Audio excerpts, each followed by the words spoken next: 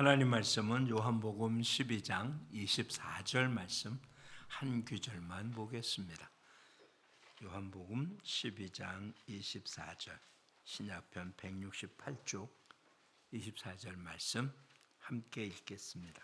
내가 진실로 진실로 너희에게 이르노니 한 알의 밀이 땅에 떨어져 죽지 아니하면 한 알 그대로 있고 죽으면 많은 열매를 맺느니라. 아멘. 오늘은 4개월을 끝나는 4월의 마지막 주입니다. 그리고 우리 선교회에서 지정된 한국성서대학교 주일로 지킵니다. 예년엔 이때 대학교 교수님 가운데 한 분을 초대해서 말씀을 듣기도 했었죠.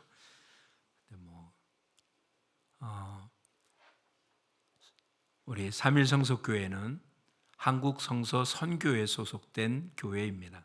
그리고 한국성서선교회는 한국성서대학교에서 공부한 사람들을 중심으로 움직여지고 있습니다. 그러니까 성서교회는 성서선교회나 성서대학교와 이렇게 연결이 되어서 함께 하나님의 일을 하고 있는 모습입니다. 즉 우리는 같은 공동체라는 거죠. 그렇다면 추구하는 게 뭘까요? 우선은 부활하신 주님 십자가와 부활을 증거하는 것이 가장 소중한 목표입니다. 학교의 설립 목표는 복음 전도자를 양성하는 것입니다. 처음에는 신학을 중심으로 했지만 지금은 신학이 아닌 과도 있습니다. 간호학과도 있고 영유아 보육학과도 있고 컴퓨터학과도 있고 여러 과가 있긴 하지만 어떤 공부를 하느냐와 상관없이 한국성서대학교가 추구하는 것은 복음 전도자를 양성하는 거죠. 어떤 이는 신학을 공부해서 목회나 선교의 길에서, 어떤 이는 각자 자기의 직업에 걸맞는 모습에서 사회 구석구석에서 복음 전도자로 일하는 그런 일꾼을 키워내는 그와 같은 모습입니다. 그와 같은 모습 중에서 이 땅에 복음을 전하는 기구로 선교회가 구성되어 있고, 실제 생활 속에서는 성서교회들이 다 성서라는 이름을 붙인 교회들만 있지는 않습니다. 성서교회 안에는 성서라는 이름이 붙은 교회도 있고 그렇지 않은 교회도 있습니다. 그러나 같은 길을 걸으려고 애쓰죠. 이 성서학교, 성서선교회, 성서교회를 설립한 고 강태국 목사님이 이 길을 걷는 길에 가장 중요하게 붙잡았던 하나님의 말씀이 오늘 우리가 본 요한복음 12장 24절입니다. 한 알의 밀이 땅에 떨어져 죽으면 많은 열매를 맺고 그러지 않으면 그대로 있는, 그래서 학교나 선교회나 교회가 하고자 하는 일은 그렇게 많은 열매를 맺는 한 알의 밀알들이 되기를 원하는 것입니다. 어떻게 보면 밀알이라면 다 똑같은 모습이 되긴 할 것 같은데 실상 그 밀알 자체로 있으면 아무런 의미도 없는 거죠. 아주 오래된 피라미드 안에서도, 그리고 중동 지역에서는 그 건조한 모습이기 때문에 BC 1000년, BC 1500년, 지금부터 약 3000년 전 이전에 있었던 그런 곡식들이 고고학 발견에서 나타납니다. 그러니까 다 탄 재 가운데 타지 않은 상태로 남아있거나 화석이 되지 않은 상태로 건조된 씨앗들이 3000년이 지났는데도 그 씨앗이 발화가 되는 것을 봅니다. 전부 다 그러진 않지만 3000년 된 씨앗도 제대로 되어졌을 땐 발화가 되어집니다. 한 알이 3000년 동안 한 알 그대로 존재하는데 이게 발화가 되어서 싹이 나면 그 발화된 씨앗은 죽죠. 근데 거기서 난 모습에서는 많은 열매가 맺어집니다. 여기서 한 알의 밀이 땅에 떨어져 죽는다는 얘기는 그런 의미입니다. 자기는 죽지만 거기서 많은 열매가 맺혀지는 거죠. 이건 예수님이 하신 모습 그대로입니다. 이 땅에 죄가 들어온 것도 아담 한 사람의 불순종으로 인하여 이 땅에 죄가 들어옵니다. 한 사람. 근데 예수 그리스도 한 분이 하나님 말씀에 순종하며 그리고 우리를 위하여 대속의 죽음을 죽음으로 우리 모두에게 생명을 주었습니다. 그러니까 이 땅에 죄가 들어온 것도 한 사람 때문이었고 우리가 생명을 얻는 것도 한 분 예수 그리스도 때문입니다. 즉 그 미랄이 어떤 모습이냐에 따라서 누군가는 죽음을 주고 누군가는 생명을 주는 것입니다. 그러니 저와 여러분의 삶이 어떤 모습이냐는 이미 확정된 모습임에 틀림이 없잖아요. 그렇죠? 결혼으로 따진다면 유정란이냐 무정란이냐는 문제이잖아요. 그냥 먹는 데는 유정란이든 무정란이든 뭐 유정란이 무정란보다 훨씬 비싸게 시중에 판매되지만 근데 뭐 영양학자들의 이야기하면 무정란이든 유정란이든 영양 가치는 큰 차이가 없다고 그럽니다. 어쨌든 유정란과 무정란은 먹는 데는 차이가 없을지 몰라도 암탉이 품고 있을 때는 시간이 지날수록 차이가 나죠. 무정란은 열을 가하고 시간을 주면 줄수록 상해버리지만 유정란은 그렇게 열이 가해지고 얼마 동안 품고 있으면 병아리로 전혀 다른 생명체로 나타나게 됩니다. 즉 생명이 있는 것은 생명을 낳게 되지만 생명이 없으면 생명을 낳을 수는 없습니다. 근데 생명이 있는 유정란이라고 그냥 그냥 실온에 놔두면 백날을 뒀든 천날을 뒀든 그냥 유정란으로 존재할 뿐이지 거기서 아무런 생명도 나타나지 않습니다. 어찌 보면 그 안에 있는 이미 안에 있는 신자나 노란자나 이 모든 것들이 새 생명의 영양분이 되어서 그가 다른 생명체로 나타나게 되는 거잖아요. 예수 그리스도께서 우리한테 그런 생명을 주신 것입니다. 그러니 우선은 우리 모두가 그런 생명력이 있는 그런 미랄들이 되어야 될 겁니다. 즉 유정란이 되어야 되는 거죠. 그냥 믿는다라고 하는 이름을 가진 자들이 아니라 생명을 가진 자. 예수님은 요한복음 14장 6절에서 이렇게 말씀하셨습니다. 내가 곧 길이요 진리요 생명이니. 예수님이 뭐라고요? 생명입니다. 그러니까 예수님을 가진 자는 뭘 가진 겁니까? 생명을 가진 것입니다. 예수님이 없으면 생명이 없는 거죠.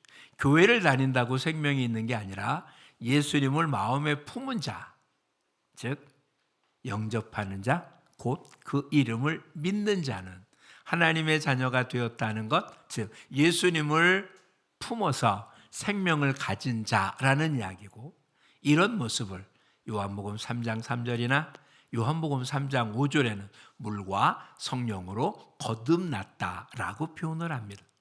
즉 우리는 새로운 생명체로 거듭난 거죠. 그럼 우선은 먼저 우리가 이것을 생각해야 될 겁니다. 나는 생명이 있는 사람인지.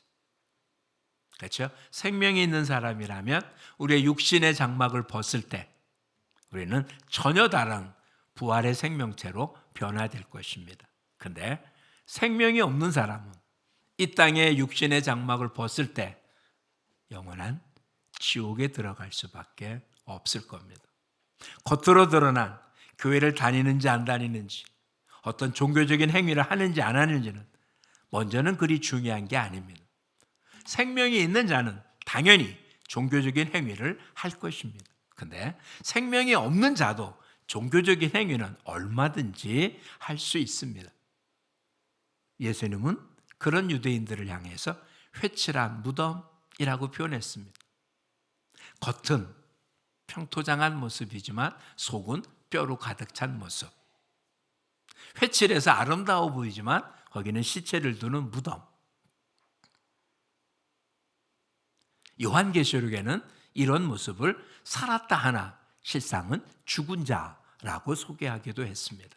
그러니 오늘 이 시간 제일 먼저 살펴봐야 될 것, 날마다 우리의 삶을 돌아봐야 될 것. 나는 지금 생명을 가진 자인가 돌아보는 것입니다.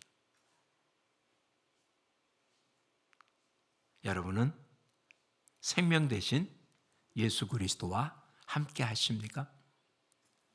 예수님은 우리와 함께 하십니다. 왜? 그분은 임마누엘이기 때문에 그렇습니다. 우리와 함께 하신 하나님. 지금 제가 여러분에게 묻는 것은 주님이 나와 함께 하는 걸 묻는 게 아니라 내가 주님과 함께 하는가를 묻는 것입니다. 주님은 나와 함께 하십니다. 근데 나는 주님과 함께 하나요? 주님이 내게 손을 벌릴 때 나는 그 주님의 손을 붙잡습니까? 주님 여러분의 마음, 여러분 영혼 속에 주인이십니까? 우린 그렇다고 예배드리면서 신앙 고백을 드린 겁니다. 맨 앞에 사도신경으로 신앙 고백한 건 예배를 드리기 위한 순서에 들어있는 게 아니라 내가 지금 천지를 만드신 하나님을 믿는다고 고백한 것이고 나는 예수 그리스도를 믿는다고 고백한 것입니다. 그런 고백에 근거하면 우리 안에는 누가 존재하는 겁니까? 예수님이 존재합니다. 예수님이 내 안에 존재한다는 건 무엇이라고요? 생명이 있는 겁니다. 근데 예수님이 내 안에 있는 생명인데 왜 나는 그렇게 살아있는 신앙생활 하지 못할까? 그것은 육신 때문에 그렇습니다. 육신은 영이 없어도 영적인 게 없어도 물질적인 것만 있으면 이 땅을 사는데 아무런 지장이 없습니다. 즉 우리 육신은 말씀은 안 들어도 살 수 있지만 밥을 안 먹으면 살 수 없습니다. 그러니 이 땅에 살면서 내 안에 예수님이 있든 없든 큰 관심을 쓸 필요가 없어요. 세상에서는. 그래서 우리는 육신대로 살면 내 안에 생명이 있든 없든 관심을 안 되는 거예요. 그런데 우리가 내 안에 예수님이 있다는 사실을 믿고 살면 사람이 떡으로만 사는 게 아니라 하나님 입으로 나오는 모든 말씀으로 산다는 말씀이 이해가 되어집니다. 내 안에 생명 되시는 예수님에게도 양식이 주어져야 되잖아요. 그러니까 말씀으로 살게 되는 거죠. 여러분은 예수님과 함께 있는 것이 믿음의 다가 아니라 이제 우리와 함께 하시는 예수님으로 더불어 내가 아니라 내 안에 그리스도가 살도록 하는 것, 그게 신앙생활이라는 것을 잊으면 아니 됩니다. 우린 종종 이런 착각을 지금 하고 있는 거예요. 어떻게 해야 구원 얻는다고요? 예수 믿어야 구원 얻습니다. 다른 길은 없습니다. 아무리 착한 일을 많이 한다 할지라도 자기 전 재산을 기부한다 할지라도 누군가를 위해서 자기 생명을 내어준다 할지라도 그것이 우리 죄를 용서받고 천국 갈 수 있는 길이 마련되지는 않습니다. 비록 이 땅에서 형편없는 삶을 살았을지는 몰라도 예수 그리스도를 믿는 믿음으로 구원을 얻습니다. 그런데 우리는 여기서 멈춰버렸어요. 믿음이 뭐냐? 예수님을 나의 구주로 영접하는 것. 틀린 말이 아닙니다. 그렇다면 아까 얘기한 대로 우리 안에 지금 뭐가 있는 거라고요? 생명의 씨앗인 예수님이 있습니다. 근데 그 이 씨앗이 그냥 씨앗으로 있는 거예요. 씨앗으로 있다는 얘기는 뭡니까? 아무런 활동도 안 한다니. 씨앗 자체로만 존재해요. 죽은 뒤에도 뭐만 남아있을까요? 씨앗만 남아있게. 이 씨앗이 아무런 활동을 안 하니. 믿는다는 얘기는 예수님을 나의 구주로 받아들여서 생명의 씨, 예수 그리스도의 삶, 생명이 내 안에 있다는 것만이 믿음이 아니로 그 생명과 함께 사는 것도 믿음인 것입니다. 믿음으로 구원 얻는다는 얘기는 예수님을 나의 구주로 모신다는 것만이 믿음이 아니라 그 예수님과 함께 사는 것까지도 믿음인 것입니다. 자, 그렇다면 시제로 한번 생각해 보겠습니다. 시간으로. 우리가 예수님을 믿었다라고 할 때는 시제가 뭐가 됩니까? 과거입니다. 이곳에 있는 여러분들 예수님 언제 믿었습니까? 과거에 믿었잖아요. 그렇죠? 근데 하나님은 항상 뭘 묻는다고 그랬습니까? 현재만 묻는다니까요. 과거에 믿었다는 것 틀린 말은 아닌데 하나님 지금 나한테 현재의 믿음을 묻는다고. 믿음이 있느냐고. 현재의 믿음은 예수님을 나의 구주로 믿는다고 한 믿음이 현재 믿음이 아니에요. 이건 이미 과거에 믿었던 믿음이잖아요. 그렇죠? 지금은 그 예수님과 함께 사는 것이 현재 믿음이에요. 이 현재 믿음이 장래 어떻게 될까요? 그 예수님으로 인하여 천국에 가는 미래적인 모습이 있습니다. 근데 우리는 종종 계속해서 우리는 예수를 나의 구주로 믿었냐라는 거에만 초점을 맞아요. 그래야 생명이 시작되어지니까요. 근데 하늘의 밀이 어떻게 한다고요? 땅에 떨어져 뭐 해야? 죽어야. 그래야 많은 열매를 맺어요. 예수님이 내 안에 들어와서 예수님 그대로 있으면 안 되고요. 그 예수님이 많은 열매를 맺어야 되는 거예요. 내 모든 것 속에. 나의 생각, 내 말, 내 행동, 내 모든 것에 내가 아니라 예수님의 생각, 예수님의 말, 예수님의 행동, 예수님의 감정을 갖고 살아 움직여지는 것이 내 개인에게 나타난 열매인 거잖아요. 예수님을 모시긴 했는데 내 마음대로 산다면 예수님이 모시기만 한 거죠. 다시 얘기하면 예수님을 내 안에 내 삶 속에 많은 방 가운데 어느 한 방에 모셔두고 거기서 나오지 못해요. 문을 안 열어줘요. 아주 금고에 잘 모셔도 잃어버릴까 봐.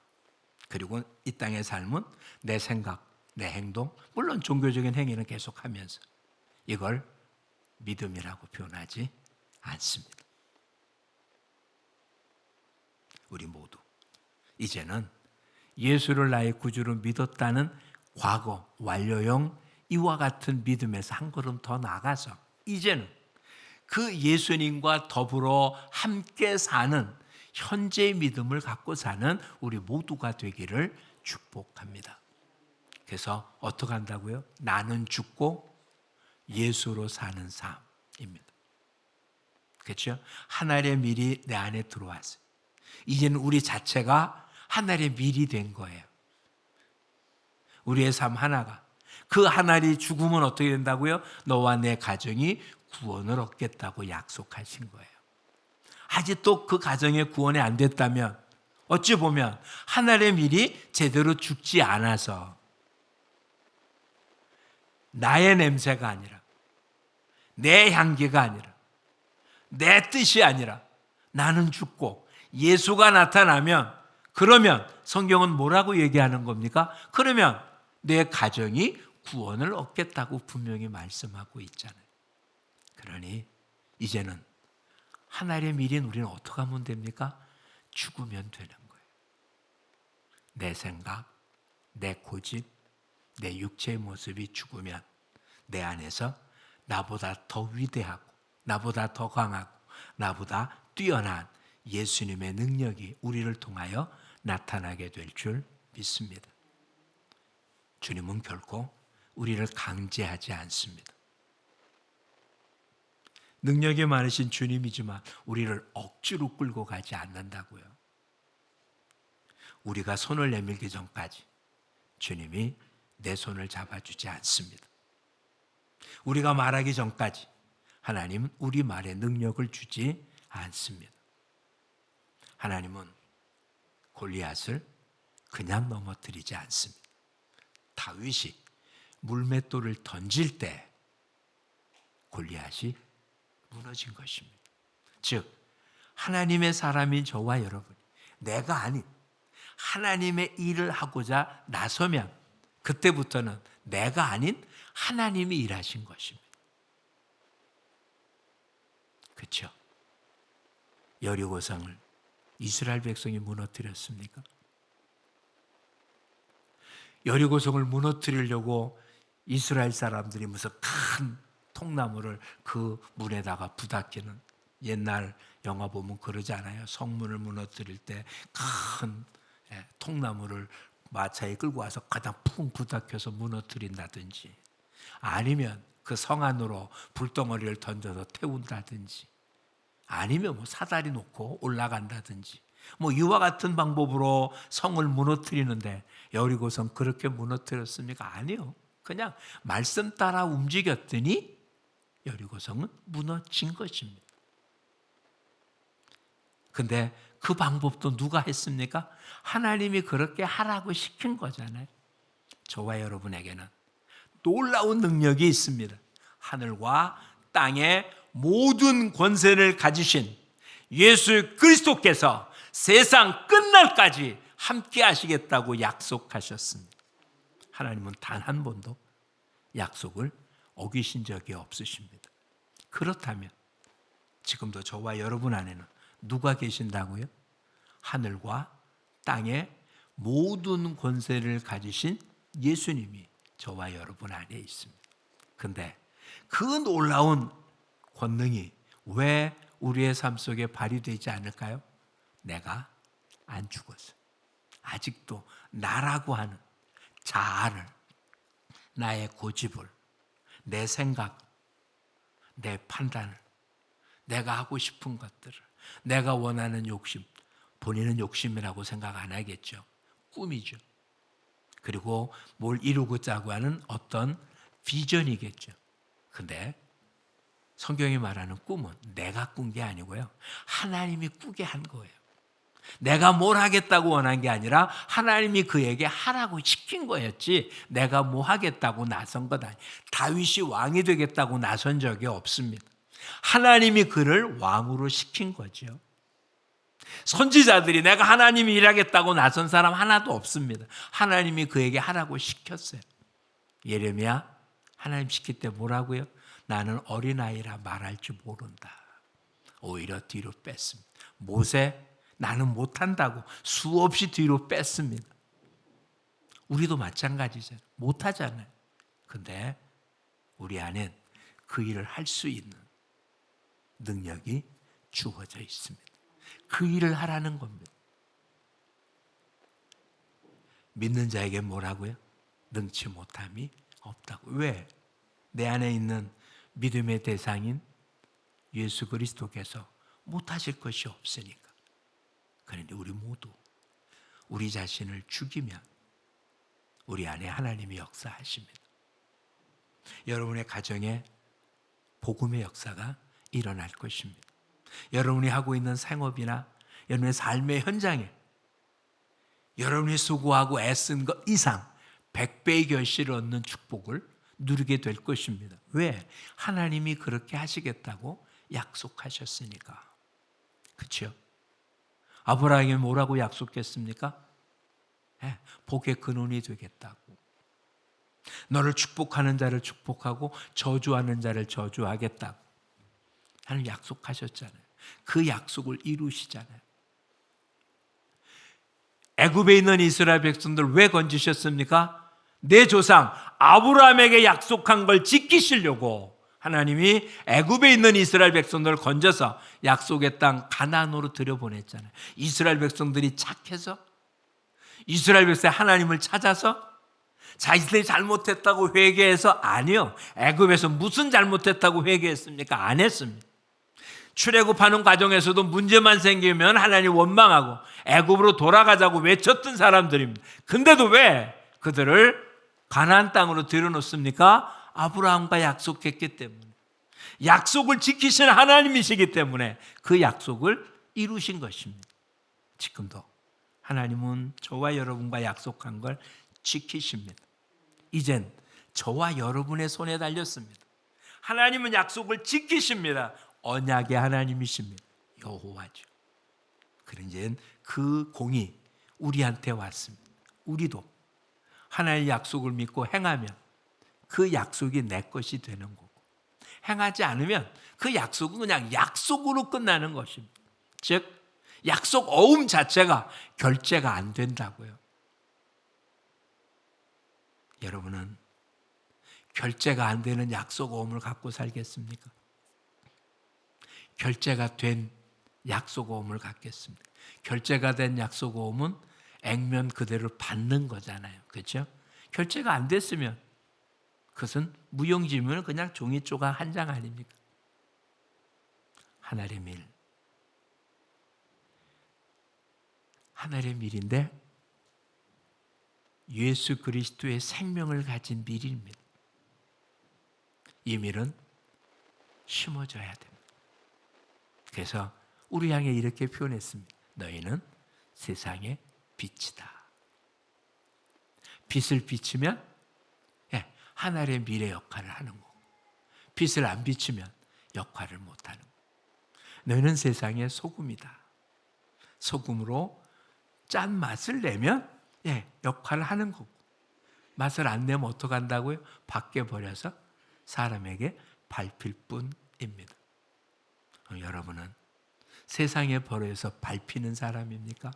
아니면 세상에 맛을 내고 하나님의 일을 감당하고 그래서 많은 열매를 거두는 사람입니다. 이제 저와 여러분의 결정에 달려 있습니다. 하나님한테 뭘 해달라고 할 필요가 없습니다. 왜? 하나님이 이미 약속했고 하나님은 약속을 지키실 겁니다.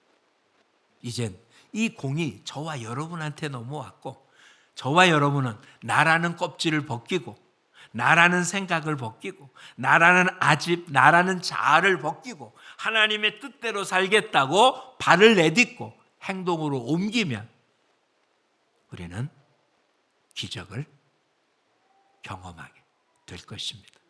하늘의 밀이 땅에 떨어져 죽으면 여러분 모든 가정, 모든 가족들이 구원 얻는 역사가 일어나게 될 것입니다. 여러분은 여러분의 가정에 하늘의 밀입니다. 주님께 구하십시오. 나는 죽고 이 가정이 살게 해달라고. 지금 우리는 아주 어렵고 힘든 세상을 삽니다. 경험해보지 못한 만큼 내일이 어떻게 될지 몰라 굉장히 불안스러워. 그래서 누군가를 욕하지 않으면 못 견딜 정도로. 보수의 사람은 진보의 사람들 욕합니다. 너희 때문에 나라가 이렇다. 진보의 사람들은 보수의 사람들 욕합니다. 너희 때문에 나라가 이렇다. 네, 그렇게 욕하고 있는 동안에도 나라는 점점 힘들어져 갑니다. 뒤집어 봐도 똑같을 겁니다. 그러면 또 반대로, 그렇죠? 보수가 야가 돼도 또 여인네를 욕할 거고, 지금 그렇게 욕하던 자들이 권력을 잡아도 똑같이 또 너희 때문에 안 된다고 그렇게 욕할 겁니다.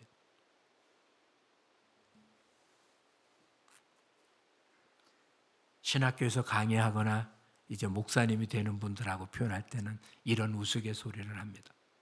똑같은 사람인데 앉아서 설교를 들을 때는 이렇게 조는 이유가 뭐 때문에 하고 설교를 지겹게 하니까 졸지 그러거든요. 근데 설교하느냐고 단상에 딱 쓰니까 그런 식으로 앉아있으니까 이렇게 힘없게 설교하지. 다 상대방한테 문제를 제기해버리고 합니다. 지금 그런다고 문제가 해결됩니까? 아니요. 해결 안 됩니다. 누구 탓이라고 아무리 해도 안 됩니다. 우리는 누구 탓 게 아니라 우리 자신이 하늘의 밀이 되어서, 그냥 밀이 아닙니다. 생명을 가진 밀이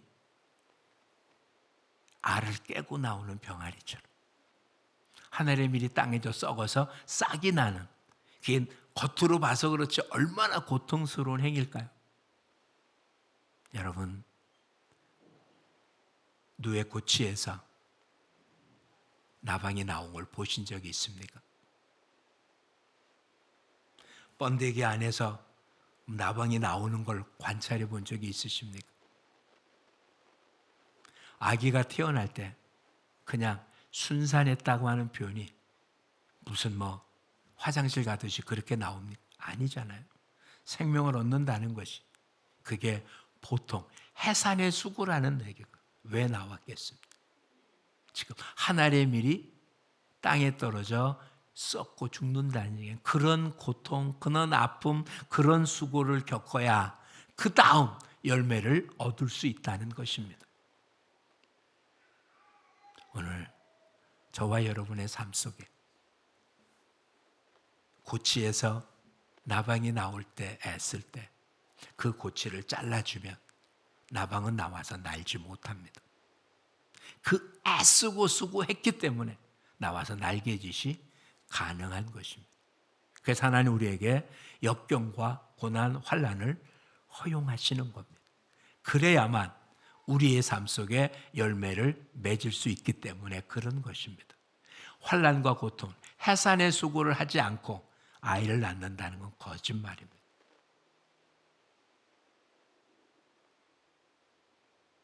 그렇다면 우리 이렇게 한번 살펴볼까요?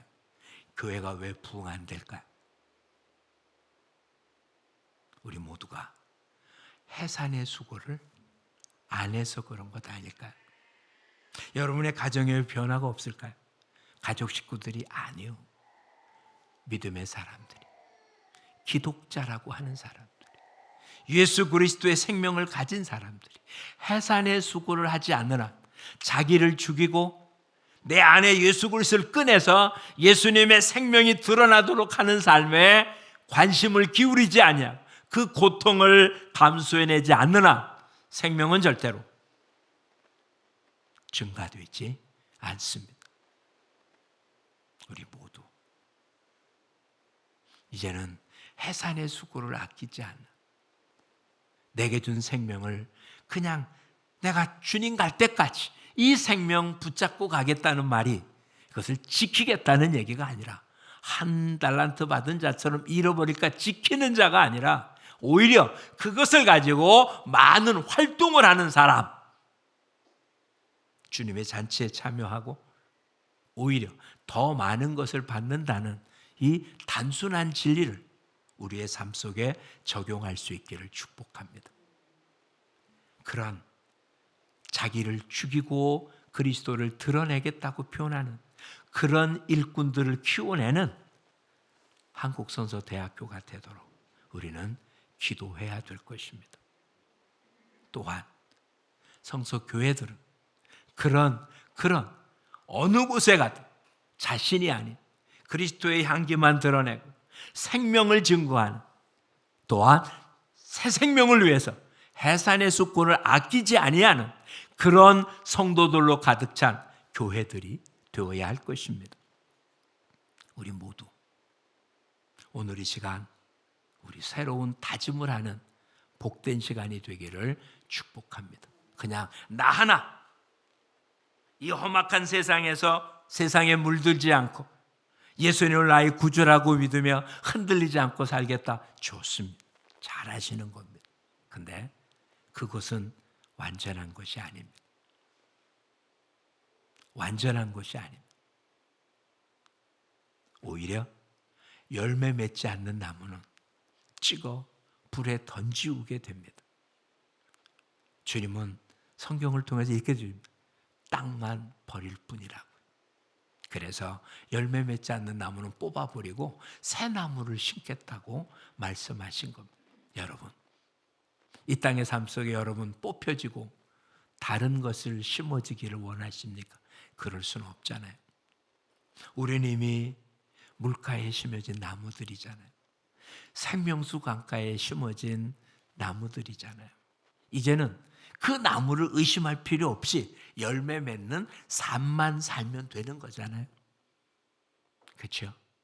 그러니 이젠 그리스도의 향기를 드러내서 여러분이 입을 열면 언제나 예수님을 전하는 삶을 사는 겁니다. 여러분의 생활 속에 여러분의 삶이 도덕적으로 손가락질 당하지 않도록, 내가 손가락질 당하는 게 아니라 복음이 훼손되지 않도록, 예수 그리스도가 세상 사람들로부터 먹칠하지 않도록, 하나님의 교회가 사람들로부터 손가락질 당하지 않도록, 그게 이 땅을 사는 우리들의 모습인 거예요. 우리는 자유로워요. 근데 나의 자유가 하나님의 영광을 가리거나 하나님의 몸된 교회를 욕되게 하거나 복음을 훼손해서는 아니 되잖아요. 오히려 우리의 삶이 하나님의 영광을 드러내고 주님의 몸된 교회를 살찌게 하고 복음을 더 복음되게 하는 모습에 쓰임 받아야 되지 않겠습니까? 여러분 모두 말씀의 사람들이 되기를 축복합니다. 여러분 모두가 기도의 사람들이 되기를 축복합니다. 내 힘으로 할 수 없게 늘 성령의 도움을 받는 성령의 사람들이 되시기를 축복합니다.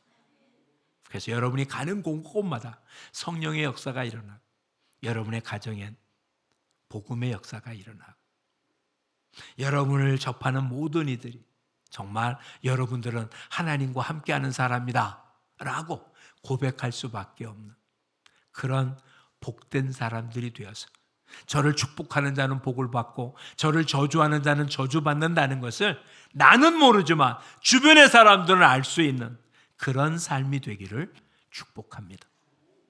분명 아브라함이 그렇게 약속했기에 아브라함의 후손인 우리들에게도 똑같은 약속이 주어진 줄 믿습니다. 우리가 저들을 저주할 필요가 없습니다. 우리가 우리의 원수를 갚으려고 애쓸 필요가 없습니다. 우리를 저주하는 자를 하나님이 저주하겠다고 했으니까 오히려 우리를 저주하는 자를 우리는 불쌍히 여겨야 됩니다. 나는 한 대밖에 못 때리겠지만 주님은 그를 멸할 수 있기 때문입니다. 오히려 우리는 주변의 사람들을 불쌍히 여기며 이제 저와 여러분 안에 둔 하늘과 땅의 모든 권세를 가진 예수 그리스도의 놀라운 능력을 여러분의 삶 속에서 주변의 모든 사람들에게 드러내 보이고 나타내 보이고 사는 삶이 되길 축복합니다. 새벽기도회는 오늘서부터 데살로니가 전서를 보기 시작했습니다. 데살로니가 인해 교회의 편지를 쓴다고 하면 그 교회를 생각할 때마다 기억할 때마다 하나님께 기도하는데 데살로니가 인해 교회는 믿음의 역사와 사랑의 수고와 소망의 인내가 있습니다 라고 표현합니다. 믿음, 소망, 사랑은 우리 안에 예수 그리스도가 있다는 증거입니다. 그렇죠? 믿음, 소망, 사랑 이 세 가지는 언제나 있을 것인데 믿음의 사람에게는 그것이 존재합니다. 그런데 그것이 이제 하늘의 밀알이 땅에 떨어져 썩은 것처럼 화용되면 믿음은 역사로, 사랑은 수고로, 소망은 인내로 삶 속에 나타나게 되는 것입니다. 그래서 야고보 사도는 뭐라고 말합니까? 너는 너의 믿음을 내게 보이라. 나는 나의 행위로 나의 믿음을 너에게 보이겠다고. 여러분 믿음이 있으시죠?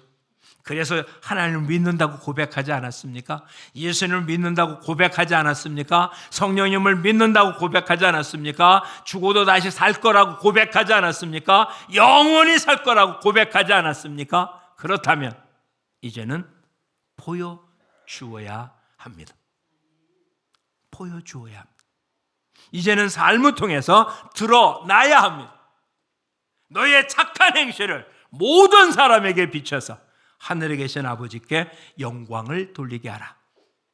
빛을 등불을 켜서 말 아래 두지 아니하고 등경 위에 두는 것은 모든 사람에게 비치게 하기 위하여 오늘 하나님은 저와 여러분을 이 땅에 놔둔 이유는 저와 여러분을 통해서 주변의 사람들에게 하나님을 볼 수 있도록 예수님을 볼 수 있도록 천국을 볼 수 있도록 그러지 아니하면 지옥이라는 걸 볼 수 있도록 우리를 이 땅에 지금 주신 것입니다.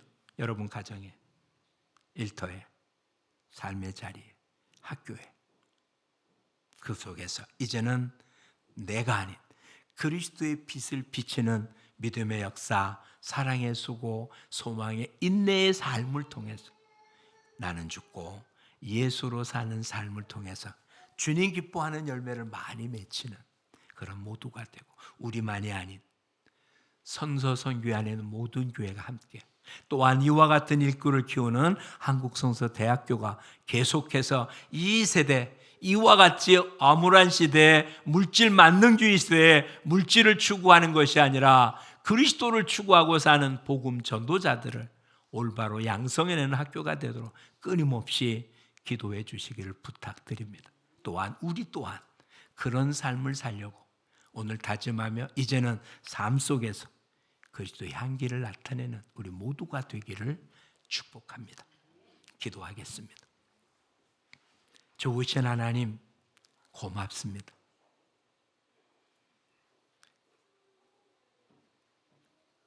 고 강태공 목사님을 허락하셔서 이 땅의 성각자로 하시고 하늘의 미랄의 삶을 살게 하며 일꾼을 귀하게 학교를 설립하고 또한 복음을 전하는 현장인 교회를 설립하며 이 교회를 돕기 위한 선교회를 설립하여 주님 여기까지 왔습니다. 세월이 바뀌어서 점점 세속화되어져 가고 아니면 주님 영적으로 혼탁한 모습으로 점점 바뀌어지는 세상 속에서 초심을 잃지 않게 하시고 언제나 어디서나 예수 그리스도만을 증거하며 그 복음의 씨앗을 묻어주는 자가 아니라 그 씨앗을 세상에 펼쳐 보여서 하나님의 나라를 확장해 나가는 일꾼을 교내는 학교요, 그것을 삶의 현장에서 펴서 사람들을 생명의 길로 이끌고 주님을 찬양하는 교회요, 그런 교회와 선교사를 돕는 선교회로 더욱더 주님 오실 때까지 변질되지 않고 진행해 나가며 확장해 나가는 복된 역사가 있도록 주님 붙잡아 주시옵소서. 지난 50여 년 동안 이곳을 지켜주신 주님, 이제는 저희들도 빛을 발하게 도와주시고 더 크고 놀랍게 지경을 넓히게 도와주시고 가정마다 변화되는 역사가 되게 하시고 저들이 있는 일터에, 저들이 있는 학교에, 저들이 살고 있는 삶의 자리에 저들을 통하여 그리스도의 빛이 비춰져서 많은 열매가 맺어져 주께 잘했다 칭찬 듣는 복된 자들로 채워 주시옵소서. 이제는 주님 썩어져가는 미랄 나는 죽고 예수로 삶으로 우리 삶 속에 하늘과 땅의 권세를 가진 예수 그리스도의 기적이 상식이 되어지는 삶이 되게 축복하옵소서. 예수님 이름으로 기도합니다. 아멘.